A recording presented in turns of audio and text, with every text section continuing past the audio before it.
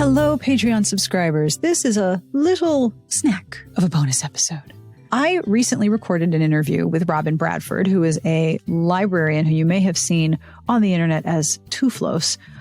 We did a whole conversation about her new book, about Reader's Advisory, and she and I have known each other a very long time, have been to a lot of the same conferences. And during the course of our conversation, we took a little side trip down memory lane and we talked about the old Romantic Times convention.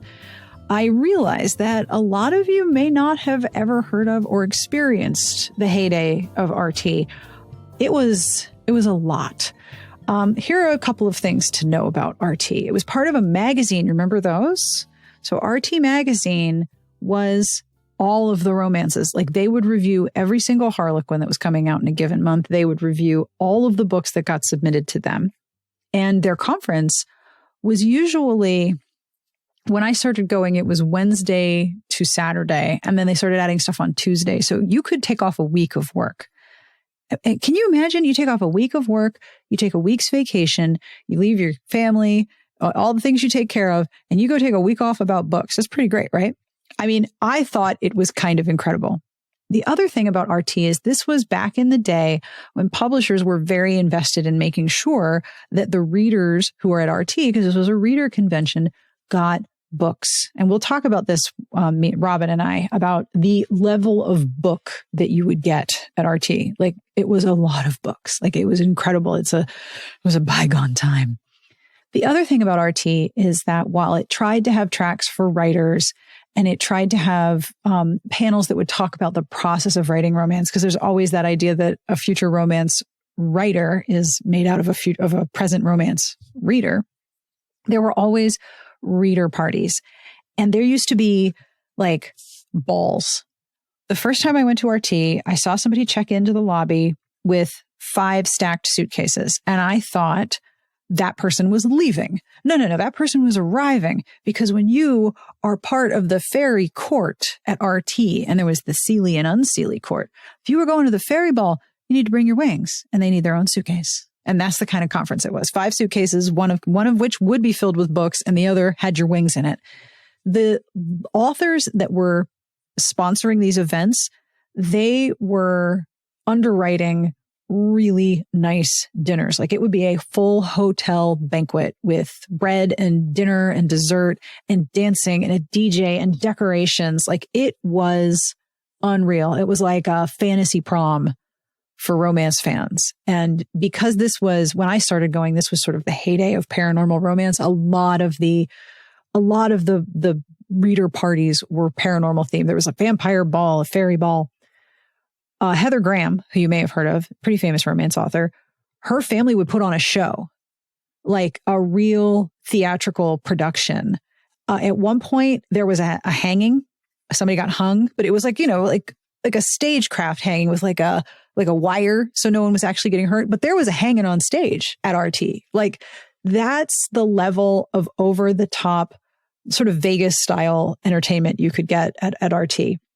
There were a lot of good things about it. It was one of the first conferences to hold signings for digital first authors. It was one of the first conferences to welcome indie authors. There would be digital book signings before, like, RWA or other conferences could figure out how do you sign a digital book. Well, at RT, first of all, the line would be the length of the hotel to get into the digital book signing. And you could sign postcards, good for a download. You could sign all kinds of swag. There were ways to create reader experiences when you're dealing with a digital product. And RT was one of the first places I saw people actively doing that. RT had some problems. Some of the hotels were not so great. Credit cards got stolen. You'll hear about one terrible event at the RT in Pittsburgh. There were some parts of it that were kind of alarming or skeevy to me at the time. And I look back on them now and I'm like, wow, that was a thing that happened. But there is a particular magic that I don't think I will experience again of seeing readers take a week off to go talk to each other about romance, like a solid week in a hotel. We were exhausted by the end of it. And the book signing was absolutely cavernous. My favorite memories of RT and of RWA too, my favorite memories of the end of a conference, if they ended with a book signing, usually RT ended with the big super book signing that was open to the public. So that was more than just the conference attendees. The book signing afterward, You'd have all of these exhausted conference attendees hiding in any possible corner of the hotel that they could find, under the stairs. If there's a random couch in a random place, there's 5 readers on that couch. Everyone is exhausted. We have been talking and partying and drinking and eating for a week. Everyone's reading a book. It was like drop everything and read time at RT after the book signing. It was one of my favorite things to do, to just walk around and listen to the quiet and see all of these people I've been hanging out with. We're all just reading books now. So I wanted to share with you this little trip down memory lane with Robin and me, talking about romantic times. And if you have romantic times memories, if you have memories of RT, I would love to hear them. If you've been to a great fan conference and it's different now because, well, obviously things are different now, and you have fond memories of it, I would really love to hear them, because I miss environments like that. I can see the flaws, I can see the challenges, and I'm not sure it's even possible to recreate that environment and that community again. But I was really struck by how much I remembered the minute I started talking with Robin, because we'd been at so many of the same events. So this is a little amuse-bouche of a bonus episode with me and Robin Bradford. Thank you so much for being part of the podcast Patreon. I can't tell you how much your support means, and I hope you enjoy this episode. I went out for drinks with Caro Perney and Estelle Gonzalez from Bramble, which is part of Tor, because they were over here. They were down here in DC for a Polycon.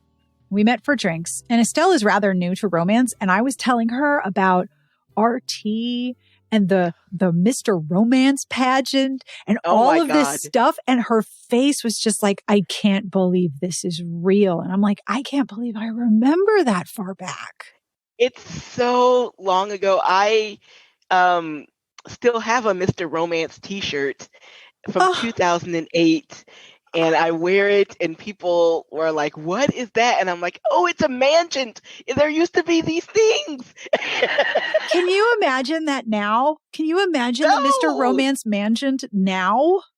No. God, now I feel like I need to explain. Maybe we should do a quick explainer as to what on earth we're talking about, because someone listening to this is going to be like, wait.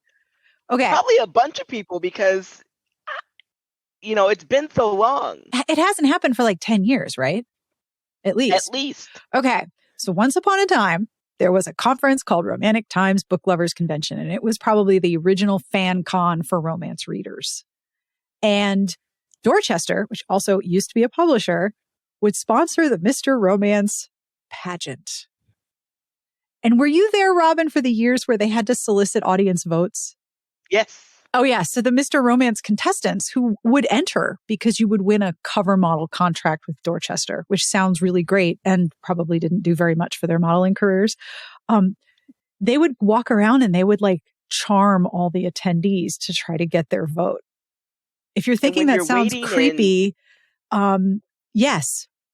When you're waiting in line, because RT was all about the long line. Oh, God. They would come by and chat you up, and it was a thing. And then of course they had the the show pony part of the pageant, where they would dance, yes, and they would do things. Yes, there were choreographed dances, there were costumes, yes. There was a lot of shirtlessness.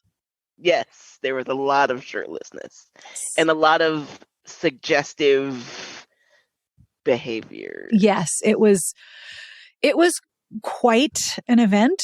And the first time I went, I wasn't sure what I should be doing with any of my body parts. Like, I didn't know what to do with any part of myself throughout the entire thing. Oh, they would also do like the parties. Yeah. So at whatever big party, the big party at the end of the night, but also the intermediate level parties before that. Yeah. Like the 6 to 8 p.m. parties. Yeah. They would go around and like help out with those. They would dance with people at the big part. I mean, it was a thing. Yeah. They were generally trying to get your vote. Yeah, basically there was a whole audience vote component to them winning, and they had to go out and solicit your vote. One of the worst things that ever happened at RT was in Pittsburgh.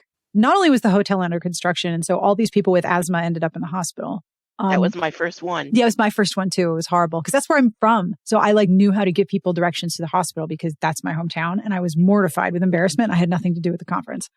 But there was one Mr. Romance contestant who had a complete mental breakdown during the convention. And he had another roommate who was also a Mr. Romance convention. And you have to understand, so for like romantic times, I would say that the general age of that conference was probably 50s and 60s. Would you say that's fair? I would say that's fair. Yeah. And these are all... I was definitely on the younger end. Oh, yeah. And that was 20 years ago. Oh, yeah. So we sit on our rocking chairs in the old folks' home. Rock, rock, rock. So this one gentleman had a really bad psychotic break. And you have all of these women who are being, talked to for audience vote. But the thing is, a lot of those people were nurses. And the minute they found out what was going on, it was like watching several hundred grandmothers converge on this one gentleman. We're going to get your stuff. You're going to stay with us. We're going to call the hospital. We're going to talk to the hotel. And all of the attendees started trying to help this guy like get away from his roommate who was not in a safe space. And then this gentleman got let out of the hotel in a straitjacket. And somebody who was attending that conference looked at me and was like, is this part of the pageant? And I was like, no, this is not part of the pageant. But to be fair, I can see why they asked because it was really over the top and it was so chaotic and so unfortunate. But also, that was my first one. Right. And I didn't miss up until when they stopped. I didn't miss. The only one I missed was Vegas. Yeah. So I kept coming back. Yeah, because it was a real good time, right? It was a real good time. It was off the wall. But there were also a lot of creepy aspects to it. Oh, yeah. Like Alora's Cave used to bring a bus full of local talent, a.k.a. sex workers and strippers and dancers. Cool. Remember the bus? Party bus full of strippers. Yes. They had a name for what they called their party or whatever. And yeah, it was, and I would come home from RT with literally a suitcase full of books. This was back in the day when print copies were like water and they were on every table and they were in every chair and every dinner.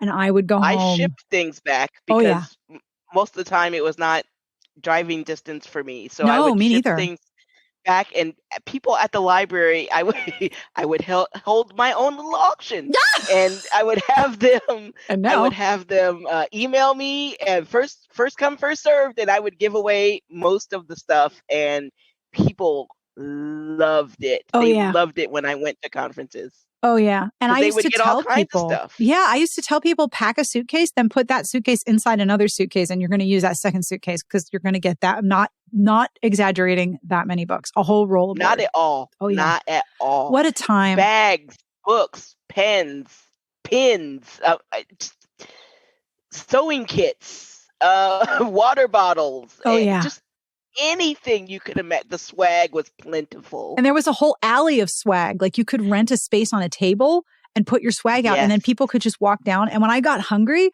I would go down the swag table and look for Hershey Kisses. Candy. Hershey Kisses. Yes. I'm hungry, feeling snacky. Let's go to Swag Alley. Ooh. And some people would do like little custom baggies of candy. And I was like, I am taking your bookmark. I am taking your pin and I am taking your candy. Thank you for feeding me. Yes, back in my day, they knew how to give swag. So this has been Romance History with Robin and Sarah.